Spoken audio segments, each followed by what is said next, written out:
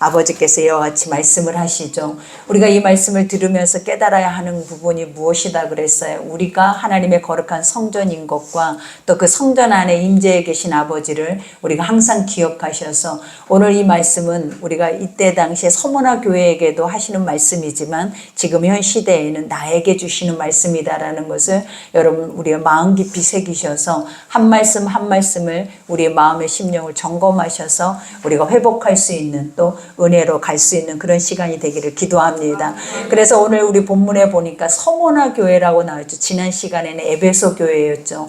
근데 이 서머나라는 이름의 뜻이 무엇이냐, 모략이래요. 그리고 순교라고 말해요. 그러니까 많은 사람들이 지금도 기독교인들이라고 하면 과연 나는 순교할 수 있을까, 이것에 대해서 우리는 늘 자신에 대해서 물어보잖아요. 근데 우리가 인간이 내가 지금 뭔가를 할 수 있다 해서 할 수 있는 것이 아니라, 우리가 늘 고백하는 것 중에 하나가 삶의 문제가 오다 보면 우리도 모르게 실신 상태에 빠져버리고 우리도 모르게 우리의 자신이 고장나 버리는 것을 우리가 깨닫게 돼요. 그거는 내가 임의로 하는 것이 아니라 우리 인간의 연약성을 보여주는 거죠. 그러니 문제가 있지 않을 때에는 다 할 수 있을 것 같아요. 그죠? 믿음도 지킬 것 같고 순교도 할 것 같고 우리가 복음 전도도 할 것 같은데, 우리의 삶에 어떠한 우리 인간을 연약하게 할 수밖에 없는 문제들이 우리 가운데 다가오다 보면은 우리가 그 앞에서 아무것도 할 수 없는 그런 존재로 서 있게 되는 것을 보게 되죠. 그러니 아버지가 지금 늘 우리의 삶 속에서 문제가 없을 때, 너의 삶에 평안함이 있을 때 우리가 행해야 하는 것들이 뭐냐면, 문제가 다가올 때 이겨낼 수 있는 법을 하나님 말씀 속에서 훈련하기를 원하신다라는 거예요. 근데 그 훈련이 무엇으로 되어지냐면 하나님의 거룩한 말씀으로만 되어지는 거예요. 그러니까 아버지의 말씀이 능력이라고 하셨잖아요. 그러니 그 말씀 안에서 우리가 주야로 그 말씀을 묵상하고 그 말씀의 진리에 따라서 우리가 그것을 가르쳐 지켜 행할 수 있는 믿음들이 되어지면, 아버지가 나중에 그러한 문제가 다가왔을 때 우리도 모르게 우리 속에 권세, 그죠, 능력이 임하여서 우리도 모르게 이 엄청난 하늘의 영광의 은혜의 것들을 행하게 된다라는 거예요. 그러니 이 서머나라는 교회 자체가 우리가 보면 여기에 보니까 아버지께서 다 이들의 믿음을 증언하시는 말씀이에요. 그리고 어떠한 것도 책망하는 것이 없는 첫 번째 이유가 뭐냐면 그들은 다 순교자들이었다라는 거예요. 그러니 이 제목 자체가 뭐라고요? 서머나 교회 뜻이 뭐라고요? 순교라는 뜻이래요. 그러니 향기로운 교회 뜻이 뭐라고요? 우리 이렇게 얘기하면 순교예요. 이렇게 얘기하면 얼마나 멋지겠어요, 여러분. 그죠? 우리 모두가 충성되져서 아버지 마지막 때 부르심 앞에 있을 때 누구를 막론하고 큰 믿음을 가지고 그 믿음을 잃지 않고 지키면서 그 결과물을 낼 수 있는 교회가 된다면 아버지께서도 얼마나 선하고 아름답게 여러분을 보실지 여러분 기대가 되시죠.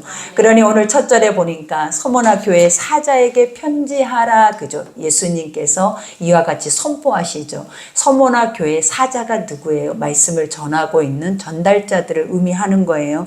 그러니 사자에게 편지하라, 처음이며 마지막이요, 우리는 알파요 오메가라라는 말의 뜻을 여러분이 아시죠? 하나님의 모든 시작이고 마침이다라는 거예요. 그러니 결국 시작과 끝이 하나님이라면 우리의 시작과 끝은 누구다라는 거예요? 하나님이라는 거예요. 그러니 우리가 살아야 할 이유도 죽어야 할 이유도 결국은 누구에게 있다라고 생각을 해야 하냐면 아버지께 있다라고 생각을 해야 돼요.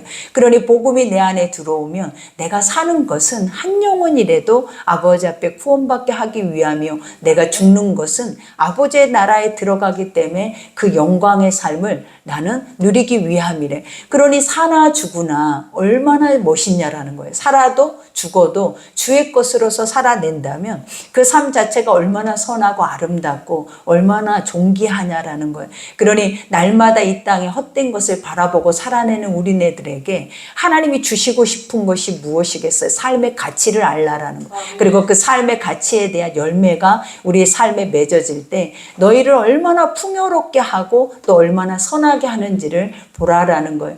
그러니 우리 현승이나 사랑이를 이렇게 봐도 고침을 받고, 그죠? 우리는 누구나 성경이 뭐라 그래서 중병에 걸린 자들과 같아요. 근데 아버지를 알지 못하면 그 중병에서 헤어나올 수 없고, 또 헤어날 수 없는데 자기 힘으로 그것을 해보려고 하면 결국은 사망의 자리까지 끌려가게 되더라라는 거예요. 그러니 아버지가 우리에게 주시는 것이 뭐냐, 주를 의지하고 주를 볼 때에, 그리고 주만 알아갈 때에 하나님이 주시는 것은 가장 보배롭고 존귀한 하나님의 형상의 모든 것들을 저렇게 드러내시는 거예요. 그러니 지금까지 우리가 저들을 봤지만 이렇게 아름다운 이런 목소리를 가지고 이렇게 아름다운 찬송을 할 수 있는 이들이라는 걸 누가 알았겠냐라는 거예요. 그러니 하나님이 여러분들이 다 그래요. 여러분 한 사람 한 사람이 하나님 안에서 거듭나면 여러분 한 사람이 이처럼 귀하고 이처럼 보배롭고, 그 어떤 일들을 여러분들에게 주신 달란트대로 여러분이 하고 있어도 그곳에서는 최상의 모습이다라는 거예요. 그래서 모두가 바라봐도 은혜일 뿐만 아니라 모두가 바라봐도 가장 귀하다, 이런 생각이 들 수밖에 없다라는 거예요. 그러니 처음이요 마지막이요 그 다음에 죽었다가 살아나신 이가 이르되, 그죠?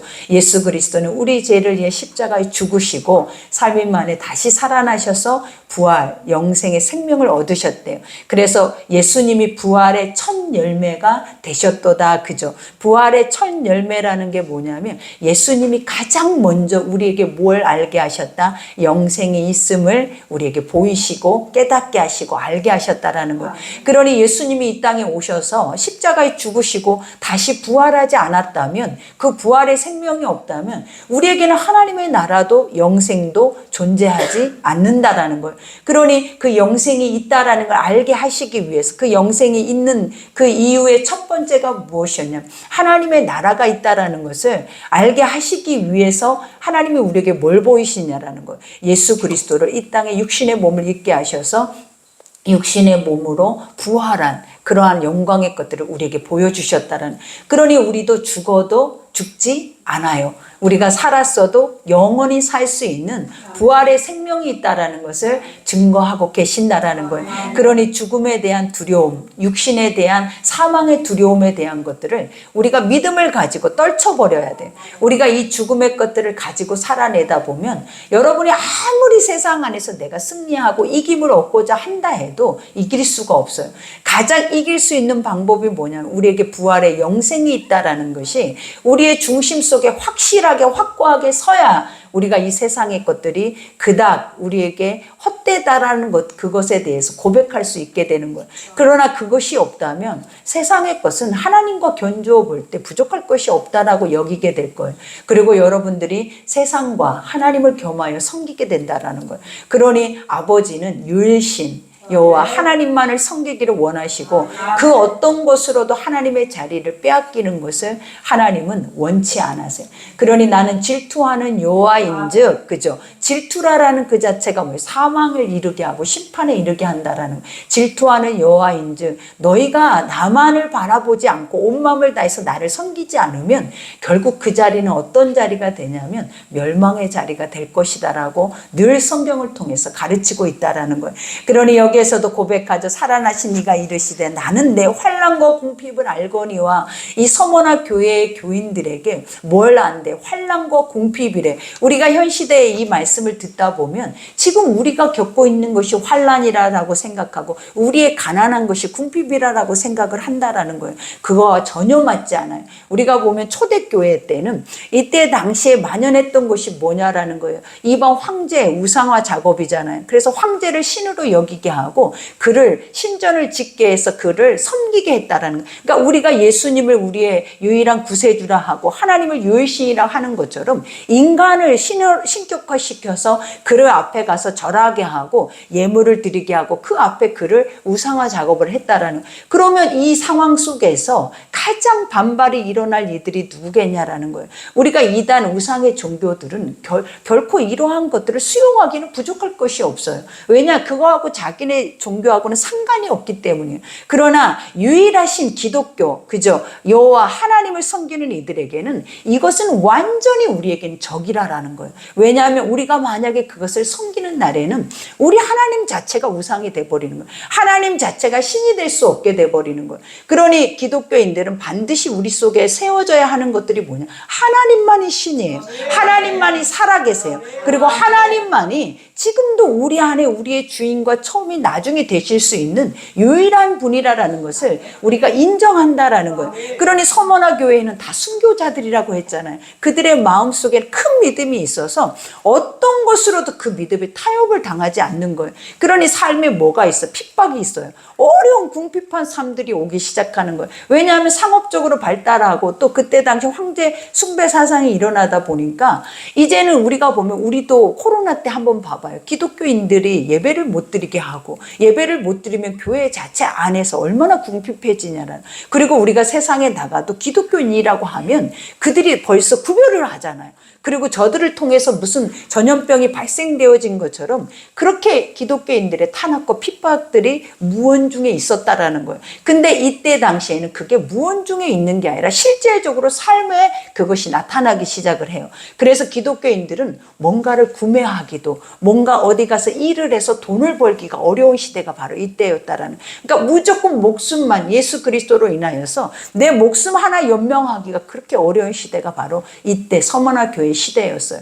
그러니 그들이 여러분 같으면 살기 위해서 우리가 세상의 인본주의에 빠져 있다면 누가 예수를 믿겠냐라는 거예요. 이때는 다 타협해버리죠. 나의 목숨을 걸라라는데 그 목숨을 통하여서 내놓으라고 하는데 믿는 것으로 인하여서 여러분들이 그것을 내놓을 수 있겠냐라는 거예요. 지금은 여러분들이 아무리 우리가 나는 할 수 있을 것 같아. 내가 그때 당시에 있었으면 나도 그렇게 했을 것 같아 라고 생각하지만 지금은 더 혼합주의에 빠져 있어서 여러분 자체가 무엇이 유일신인지 또 무엇을 믿어야 만이 그 신을 통하여서 내가 살아낼 힘이 있는지조차도 우리 안에 사실은 뭐냐 확연하게 분별되지도 않는 모습들이 바로 우리예요. 그러니 이때 당시에 기독교인들은 얼마나 힘들었겠냐라는 사는 자체가 숨을 쉬는 자체가 고통이었다라는 거예요. 왜냐? 이때는 우리가 보면 예수 믿는다 하면 잡아다 죽이는 거예요. 예수 믿는다 하면 세상에서 살 수 있는 세상의 물질을 돈을 벌 수 있는 그 모든 것들의 길이 다 막혀져 버렸다라는.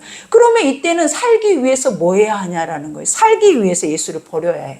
근데 이들이 뭐 했다라는 거예요. 예수를 버리지 않았다라는 거예요. 그것이 엄청난 하나님 앞에는 큰 위로일 뿐만 아니라 아버지에게는 큰 힘이 되었을 거라는 거예요. 그러니 여기서 환난과 궁핍을 알거니와 실상은 내가 부요한 자니라. 자칭 유대인이라 하는 자들 비방도 알거니와 실상은 유대인이 아니라 사단의 회당이라. 그죠? 이때 당시엔 유대 그리스도인들 율법주의자들이 얼마나 그리스도인들을 핍박했냐라는. 그러니까 가장 많이 예수 그리스도를 핍박한 게 누구였냐면 바로 하나님을 안다라고 하는 자들이라는 거예요. 그러니까 우리가 가장 많이 어떻게 보면 기억해야 하는 것들이 있다. 아예 모르는 자들은 예수를 핍박할 의미도 없어요. 그리고 그것에 대한 목적도 알 수도 없어요. 근데 누가 꼭 예수를 핍박하고 누가 그 사단의 자리에 있냐면 어설프게 믿고 있는 예수를 믿는 자들이라는 거예요. 지금도 우리가 교회 안에 세상 안에 봐봐요. 얼마나 많은 기독교인들이 짓밟히고 얼마나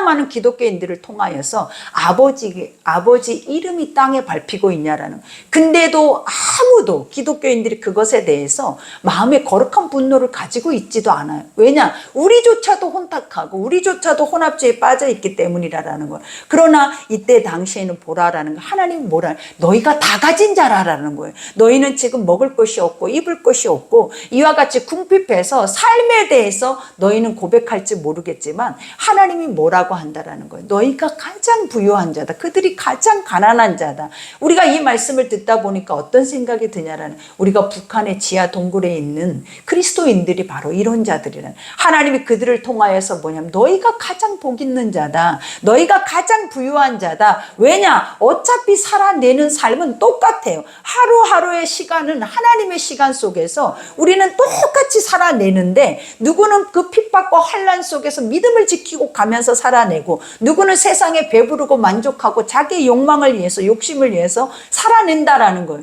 그러니 이 두 삶을 통하여서 하나님은 누구에게 복 있는 자라 하겠냐라는 거예요. 우리가 마지막 때 마침이 되는 그 시간 속에는 너무나 이런 것들을 말씀 속에서 드러나 있는 것처럼 확연하게 우리에게 보여준다라는 거예요. 누가 복 있는 자다, 누가 배부르고 누가 만족한 자다, 복음이 있는 자만이, 오직 복음을 위해서 목숨을 걸 수 있는 자만이 세상의 모든 것을 다 가진 자라고 주님이 얘기를 하고 계시는 거예요. 그러니 너희가 장차 받을 고난을 두려워하지 말라. 그죠? 지금도 환난이고 고난이에요. 근데 이보다 더 큰 고난이 온다라는 거예요. 그게 무엇이겠냐? 그때 당시에 우리가 보면 기독교인들이 얼마나 많은 기독교의 리더들 뿐만 아니라 1세대 초대교회 기독교인들이 다 핍박과 또 환난뿐만 아니라 순교를 당했어요.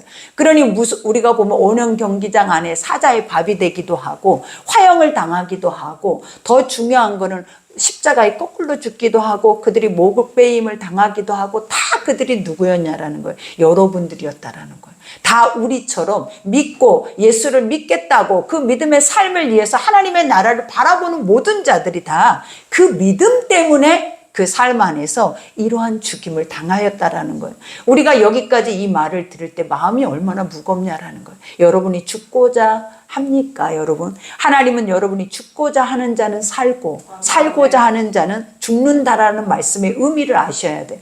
우리가 여기서 하나님 앞에 내 목숨 따위도 아끼지 아니하고 그 복음 앞에서 던지면 하나님은 영원히 살 거라고 말씀을 하세요. 그러나 우리가 그렇지 못하고 이 안에서 타협하고 이 안에서 살고자 한다면 우리는 영원한 불심판을 당할 수밖에 없다라는 거예요. 그러니 할 수만 있다면 우리가 해야 하는 것들은 믿음의 경건의 훈련을 해야 돼요. 그것이 무엇이냐? 말씀 속에 더 단단해지고 말씀 속에 견고해지고 그 말씀이 악으까지 차서 우리가 완전하게 하나님의 영 안에서 다스림을 받아야 한다라는 거예요. 그래야 그런 상황이 왔을 때 우리가 어떻게 대처를 하겠냐라는 거예요.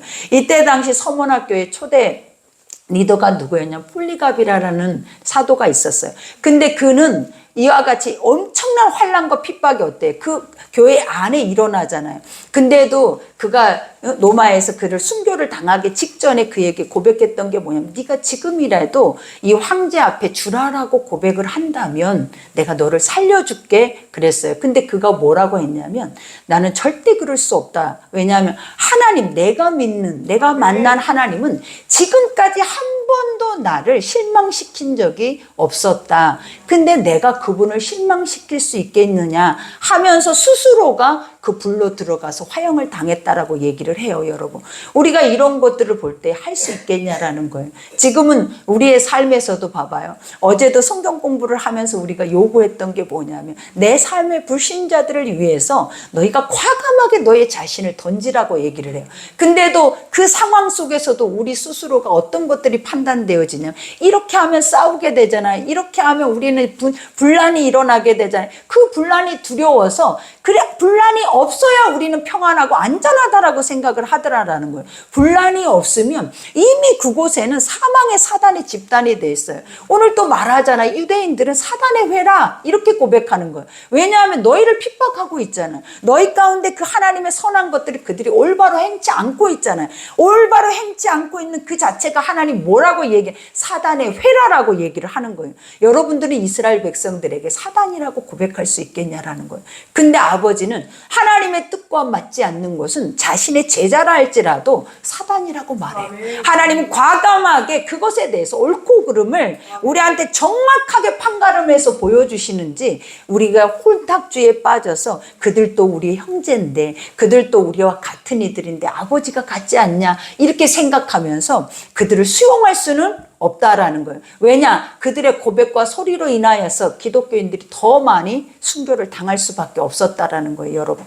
어설프게 아는 자들을 통하여서. 그러니 여기에서도 고백하잖아요. 사당의 회당이라 너는 장차 받을 고난을 두려워하지 말라. 볼지어다 마귀가 장차 너희 가운데 몇 사람을 오게 던져 시험을 받게 하리니 너희가 10일 동안 환난을 받으리라. 그죠? 여기서 10일 동안이라는 숫자는 그냥 말 그대로 10일을 의미하는 것이 아니라 일시적으로 이러한 것들이 너희 가운데 있지만 속히 끝날 것이다라는 것의 위로의 말씀과도 같아요. 그러니 여러분 봐봐요. 우리가 지금 엄청나게 누군가가 죽어나가고 누군가가 환난과 핍박과 이 어려움 속에 있는데 이 상황 속에서도 하나님이 또 뭐라고 하시냐라는 거예요. 이 말씀은 미리 선포하는 말씀이에요, 여러분. 이 말씀이 되어진 후에 말하고 있는 게 아니라는 거예요. 너희 가운데 또 몇 명이 옥에 갇히고 옥에 갇힐 뿐만 아니라 이렇게 순교를 당할 수밖에 없는 상황이 올 거야. 이 말을 했을 때 여러분은 어떻게 하겠냐라는 거예요. 다 도망가죠. 지금까지 견디는 것도 너무 힘이 드는데 또 우리가 그게 내 차례가 될 수도 있다라는 그 순교의 자리가. 그러니 여기에서도 지켜낸다라는 건 얼마나 어렵겠냐라는, 내 눈앞에서 죽어나가는 거야, 사람들이. 무엇 때문에? 내가 믿고 있는 예수 때문에. 그러니 여러분들이 도망 안 가고 그 자리를 지키고 내 차례를 기다리고 있을 수 있는 사람이 여기에서 있을 수 있겠냐라는 거예요. 그러니 이 말씀 자체가 우리가 쉽게 이 말씀들을 듣고 쉽게 이 말씀을 풀 수 있는 말씀이 아니에요. 왜냐하면 이때는 피 흘림이 없이는 구원이 없었어요. 이때는 완전하게 사망의 자리가 아니고는 이 자리에 앉아있을 수조차도 없었다라는 거예요. 그러니 교회 안에 존재할 수 있는 사람이 어떤 사람이었겠냐라는 거예요. 목숨 건 사람이죠. 그 사람이 가장 무서운 사람이었을 거예요. 그러니 오늘 우리가 이런 사람이 되면 얼마나 멋질까요? 이 교회의 소수일지라도 이 사람들이 죽음을 불사하고 이 자리에 있다라는 거예요. 그리고 이 자리에 있으면서도 우리에게 또 너희 중에 몇 명이 죽어나갈 거야, 몇 명이 이런 환난을 당할 거야 해도 이 자리에 다시 오는 거예요. 이런 우리가 된다면 그 사람들은 세상이 이기지를 못해. 세상이 감당할 수가 없어. 더 중요한 거는 사단도 벌벌 떨어요, 여러분. 그게 바로 하나님 뭐라고 하는 믿음이다. 이것이 진짜다라고 우리에게 가르치는 거예요. 그러니 여기에서도 고백하죠. 이와 같이 시험을 받게 하리 너희가 10일 동안 환난을 받으리라. 내가 죽도록 충성하라. 그래. 여러분, 우리에게 늘 충성이라는 단어에 대해서 고백했잖아요. 우리가 보면 너희가 교회 안에서 헌신하고 충성해라. 이 충성의 의미하고는 전혀 질이 달라요. 이 충성이라는 게 뭐라라는 거예요. 아구까지 복음이 차서 너희가 어떤 상황이 너희 가운데 오든지 그 자리에 그대로 있으라. 그 자리에 그대로 머물러라라는 거예요. 도망치지도 뒤로 물러서지도 말고 그 자리에 못 박혀 있는 것처럼 그대로 심겨져 있기를 하나님이 원하신다라는 거예요. 그러니 여기에 죽도록 충성하라. 그리하면 내가 생명의 면류관을 내게 주리라 그래요. 여기서 생명의 면류관이 뭐냐라는 거예요. 이기는 자가 갖는 거예요. 우리가 이기는 자에게는 생명의 나무의 열매를 먹게 하리라 그랬잖아요. 그런 것처럼 우리에게도 영원한 하나님의 생명의 왕관을 쓸 수 있다. 왕 같은 제사장의 권세를 하나님의 나라에서 누린다라는 거예요. 그러니 여러분, 이것이 누구의 말씀이냐라는 거예요. 예수의 말씀이고 이 말씀은 누구에게 하고 있냐라는 거예요. 지금 우리에게 하고 있다라는 거예요. 그러니 지금 우리의 눈앞에는 환난과 핍박이 없어요. 기근도 없어요. 이와 같은 순교당하고 있는 이들도 없어요. 근데 그러면 우리가 이때를 어떻게 살아내야 우리의 중심으로 살 수 있을까요? 라고 여러분이 묻는다면 우리의 완전한 순교가 무엇이겠냐라는, 그죠? 이때 당시에 우리에게 주시는 순교가 무엇이겠냐라는 거예요. 이 복음의 자리, 복음의 말씀, 어떠한 상황이 우리에게 와도 그 타협되지 않는 그 자리를 벗어나지 않는 것이 순교의 자리예요, 여러분. 그러니 오늘 여기에서 말하죠. 기 있는 자는, 그죠? 항상 주님이 예배소 교회에도 이 말씀하시고 오늘 또 이 말씀하셨어요. 뭐라고? 귀 있는 자. 어떤 자가 귀 있는 자라 그랬어요? 말씀을 듣고자 하는 자. 이 말씀이 들려지는 자. 하나님은 말씀이 들려야 믿어진다 그랬어요. 근데 우리는 안 믿어지는 이유가 뭐냐면 이 자리에 앉아 있어도 이 말씀을 듣지를 못한대. 이 말씀을 깨닫지를 못한대. 그리고 보아도 보지 못한다라는 거예요. 그러니 얼마나 영적 소경이요, 영적 기머거리요, 벙어리잖아요. 그러니 우리가 우리 스스로, 하나님은 뭐라 그래요? 이 중에서 그래도 귀가 있어서 열려서 이 말씀을 듣는 자는 충성된 그 자리에 생명의 면류관을 얻을 것이다라는 거예요. 그러니 여러분, 누군가는 귀가 열려 듣고 있는데 누군가는 이 자리에서 망하는 영혼이 되면 되겠냐라는 거예요. 그러니 항상 우리는 뭐 해야 돼? 내가 듣는 자가 돼야 돼. 내가 믿는 자가 돼야 되고 내가 행할 수 있는 자가 돼야만이 이 은혜를 여러분들이 누릴 수 있게 된다라는 거예요. 그러니 귀 있는 자는 성령 성령이 그저 사람이 말하는 게 아니에요. 세상에 눈에 보여지는 것이 우리에게 말하는 것은 다 가짜예요. 그리고 다 거짓돼요. 그것은 절대 진리라고 표명될 수 없는 것들이라는 거예요. 성령이 말씀하셔야 돼. 하나님이 말씀하셔야 우리는 그 말씀 앞에 우리가 뭐한다? 움직이게 돼야죠. 사람이 말하는 거 앞에 움직이면 하나님의 말씀을 듣지 못해요. 그러니 우리는 사람의 말을 멈추고 하나님의 말씀 앞에 움직일 때 어떤 역사가 일어난다? 이 모든 것들이 반대로 죽는다면 살고 산다면 죽는 역사가 일어나는 거예요. 그러니 여기에서도 말하죠. 말씀을 들을지어다 이기는 그에게는 둘째 사망의 해를 받지 아니하리라. 그죠? 여기에서 첫 번째는 백보자 심판이 예수 그리스도가 오심으로 인하여서 우리는 다 믿는 자들은 들림을 받는 거예요. 근데 남아있는 자들이 있을 거라는 거예요. 그러니 여기서 남아있는 자들은 어떤 자들이에요? 둘째 심판의 자리예요. 근데 이 남아있는 자들을 뭐라고 하냐면 하나님과 분리된 자들을 의미하는 거예요. 그러니 남아있어도 건져낼 자가 있겠냐라는 거예요. 이미 분리되어 있는 사람들이, 이미 하나님과 떨어져 있는 자들이 그 환난을 그들이 이길 수 있겠냐라는 거예요. 지금 오늘 서머나 교회에 주는 이 환난도 그냥 글로만 읽어도 어때요? 나하고는 너무 상관없어. 내 믿음하고는 전혀 상관없는 그 고백이 되어지는데 우리가 마지막 때 정말 믿음 지키지 못해서 재림 예수가 오셔서 같이 들림을 받지 못하면 남아있는 자들은 몇이나 되겠냐라는 거예요. 왜냐? 이미 떨어진 자들인데, 이미 하나님이 없는 자들인데 거기에서 이삭을 줍는 듯 얼마나 죽겠냐라는 거예요. 그러니 우리는 뭐 해야 돼요? 오실 때 나팔 소리 듣고 우리도 예수님과 같이 들림이 있어야 한다라는 것을 여러분 기억하셔야 돼요. 그러니 우리의 삶이 그냥 예수 믿는 게 지킨다, 행한다 이걸로 끝이 나면 얼마나 좋겠냐라는 거예요. 근데 반드시 뭐가 따르는 거예요? 책임감. 반드시 지키는 자에게, 지키지 않는 자에게 다가오는 열매 자체가 완전하게 달라요. 그러니 우리가 이것을 막연하게 지금 믿고 있는 여러분의 그 마음 생각처럼 이렇게 그냥 막연하게 믿고 갈 수 있겠냐라는 거예요. 이거는 목숨 걸어야지. 목숨 걸지 않으면, 확실하게 믿지 않으면 그 믿음이 아니에요, 여러분. 하나님은 그것을 믿음이다라고 말하기조차도 하지 않는다라는 거예요. 그러니 여러분 우리가 믿어라, 들어라 이 말씀을 꼭 너희가 마음 가운데 새겨라. 이게 무슨 의미가 있어요? 우리 스스로가 깨달아서 스스로가 내가 내 믿음 지키기 위해서, 내가 내 가정 지키기 위해서 내가 깨어서 내가 살아나는 거지, 누군가가 나와야 돼요, 먹어야 돼요, 해야 돼요 이런 습관으로 쫓아서 행하고 있는 그 자체가 여러분에게 무슨 유익이 있겠냐라는 거예요. 그러니 우리에게 뭐가 있어야 돼? 깨달음이 있어야 돼. 반드시 내 스스로가 믿어야 하는 의미를 여러분이 찾아야지. 그리고 여러분이 그 자리에 가서 그 일들을 행해야지. 누군가의 리더는, 사람의 소리는 결코 나를 무너뜨리게 하는 거예요. 그러니 내 스스로 하나님의 소리 앞에 듣고 내 스스로 서서 갈 수 있다면 하나님은 여러분 가운데 영광으로 여기실 줄 믿습니다. 그러니 항상 우리가 이 마지막 말씀을 기억하세요.